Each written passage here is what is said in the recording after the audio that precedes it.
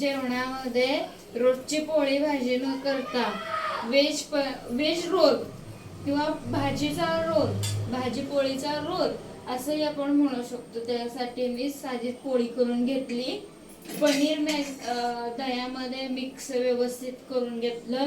Paneer mix करताना त्याच्यामध्ये आपला किचन किंग मसाला आणि पावभाजी मसाला वगैरे घातले, घरात असणारे मसाले, दही हे सगळं घातलं। इकडं शिमला मिरची, टोमॅटो आणि थोडंसं पनीर त्याच्यामध्ये पण घातलं आणि भाजी करून घेतली, मीठ घालून, तिखट मीठ मसाले घालून भाजी परतून घेतली।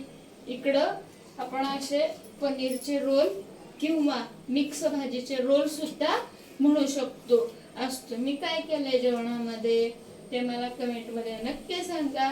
नानी गावरान किचनला लाईक करा, शेअर करा आणि सबस्क्राईब करायला विसरू नका। धन्यवाद।